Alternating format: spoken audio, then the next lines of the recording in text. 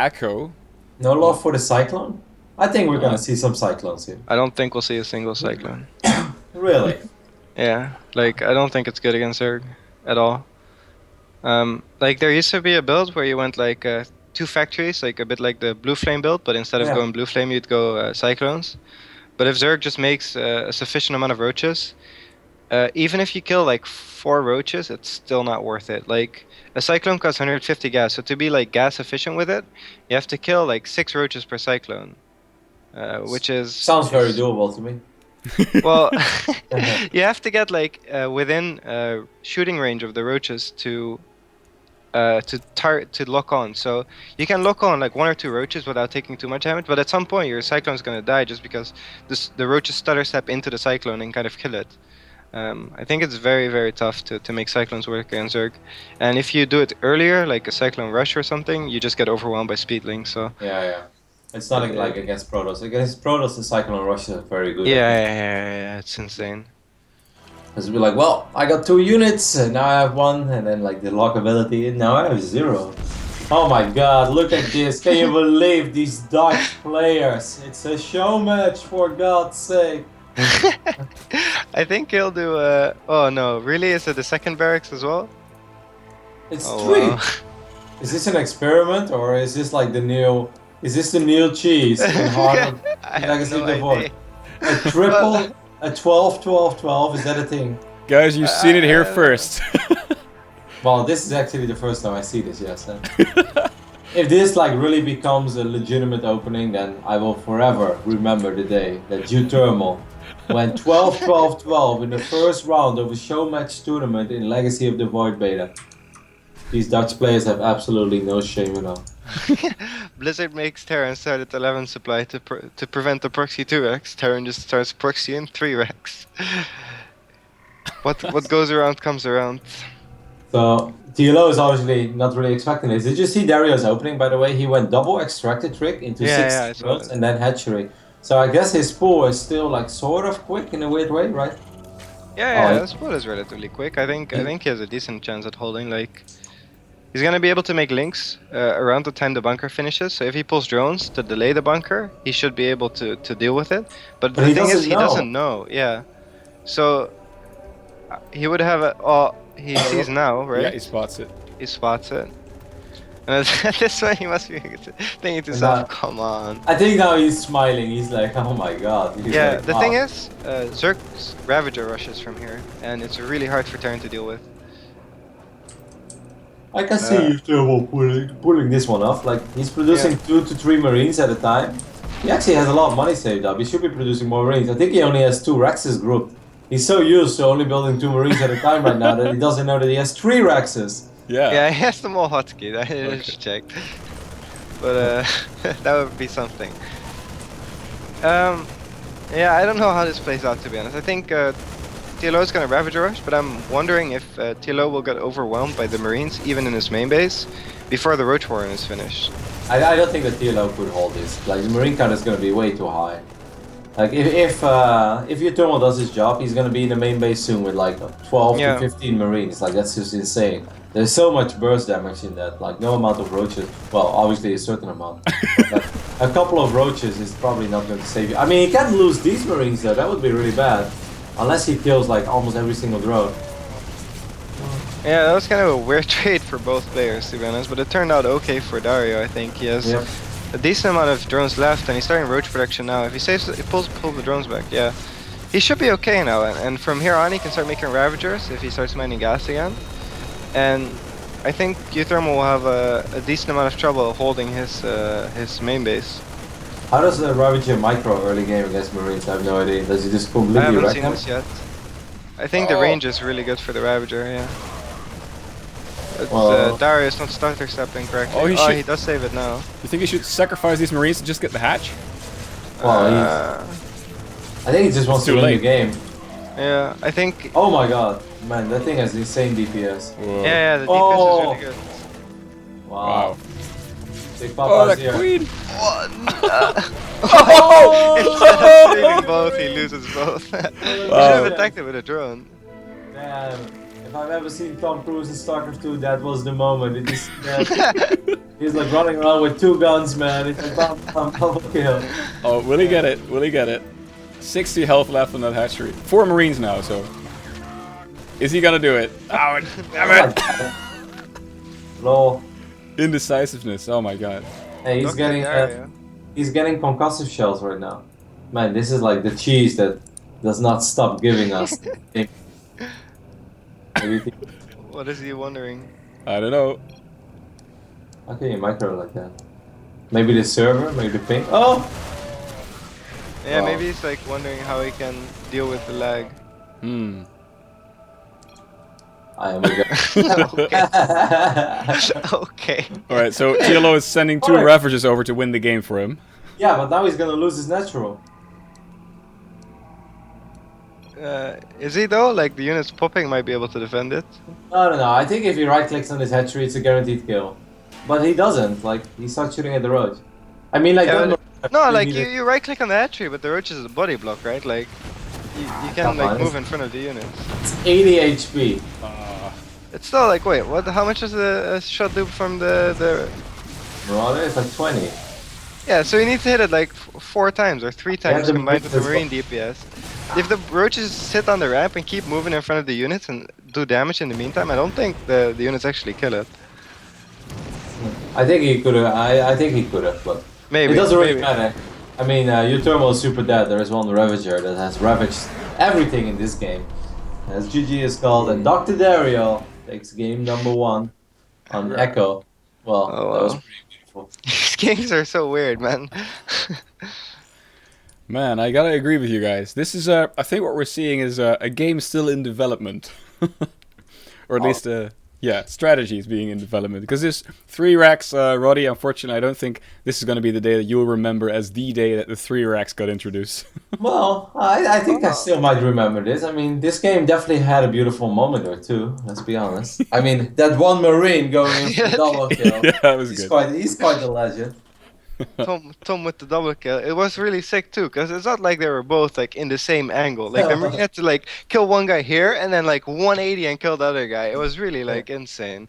It's like Jack Bauer of 24, you know. Yeah. He's always running around with 2 guns. There's like not a single scene in 24 that Jack Bauer doesn't have at least 2 guns in his hands. And that Marine was a legend. But oh well, it was pretty funny. I think there was one moment where uThermal had like 10 Marines. I really think if you get 10 Marines together, that would have been too much DPS to deal with. But like instead, he like sacrificed like 5 out of the 8 in the main base for a couple of minutes. That was kind of the trade that Dario wanted. The move in the main base was a bit questionable, and like he kept losing units left and right. Like even after losing all his Marines in the main base, like the units are trickling into the natural. It's not like he grouped up all his Marines and went for one more push. There was always like 3 Marines in the natural, and like not every 3 Marines. Like you can't have 3 Tom Cruises. You know what I mean? Like there's only gonna be one.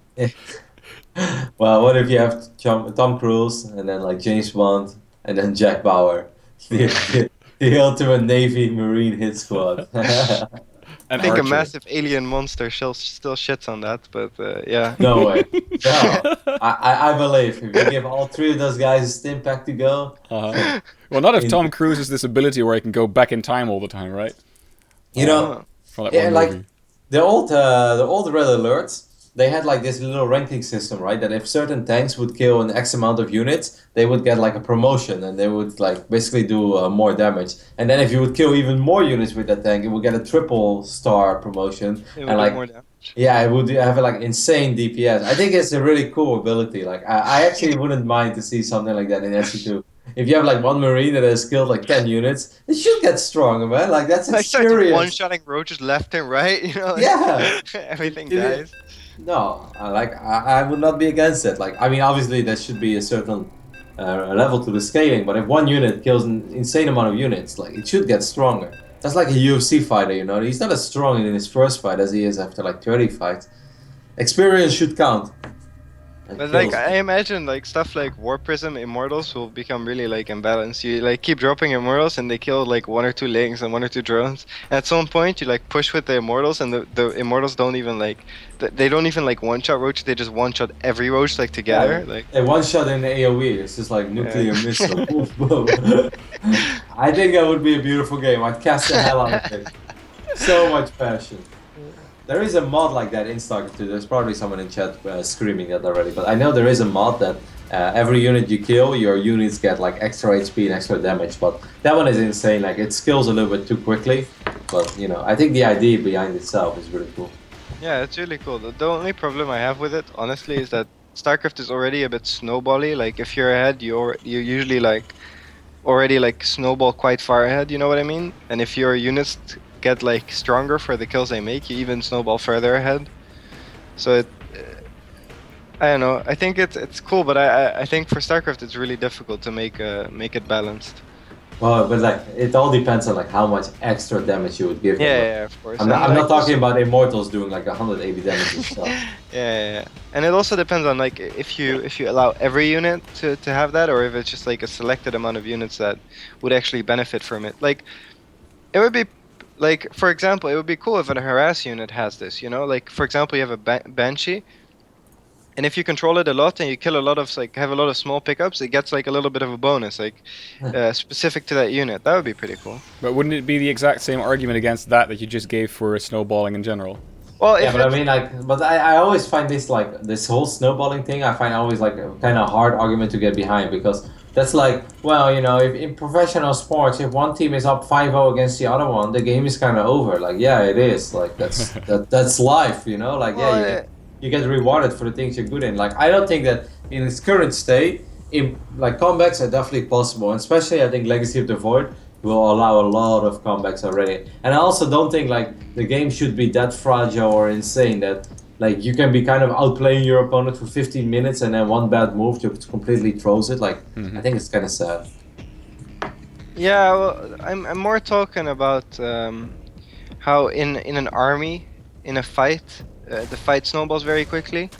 So if your army is slightly bigger than your opponent's army, you suddenly come out with like 30 units extra. While if you're like a few units difference can sometimes like make a huge difference in a fight, and it's really like I don't think that's necessarily good for StarCraft. That the fights become very one-sided if you have a slightly better army. You know what I mean? Yeah, of course. No, I do get behind that one, and like that definitely goes for PvP and stuff as well. Hey, this is kind of funny because uThermal is opening up with a bunch of Reapers. He has 4 of them already, and even though 3, right? But he has 4 is on the way, 5 soon. If he micros his Reapers a little bit, which we know is going to get difficult for him because he's been vocal about his ping, but if he gets a couple of kills, like speed is going to be incredibly late for Dr. Dario himself. Hey, this map is not in Heart of the Swarm either. All right, so it's yeah, okay. So it's this one and the green one, right? No, there's one more. There's still one more? Yeah, I'll guarantee it. What maps are in Heart of the Swarm that aren't in Legacy then? Inferno Pools? No, Inferno Pools is in Legacy. Okay, then what about the Echo or Coda, one of the two? Possibly. Yeah, maybe either of those are in Heart of the Swarm. But okay, I might be mistaken. Maybe Heart of the Swarm just has more, or Legacy has just more maps. I'll take a look at it. It has one more map. Yeah, that's true. It actually has 8 maps instead of 7. It has one more. Like, I remember someone doing a best of 7 something. Or like, no, I remember playing a Arcane mode tourney, and there was a problem with the vetoes, because you'd always have 4 maps left instead of 3. So they ended up just removing a map from the map pool entirely. Hey, there is no Vani either in Legacy, right? What the? No, you're right. Oh man, my head hurts right now. Like, it's hard to like come up with the maps that are in Legacy now. I guess there's a pretty big difference in the map pool then. I thought it was only like 1 map difference, but I guess... No. Yeah, it's at least 3 then. Like, it's this one, and the one we saw, and the green one, like you mentioned. Yeah, and then there is that other map that's really hard for Protoss. Yeah. Ooh. Okay.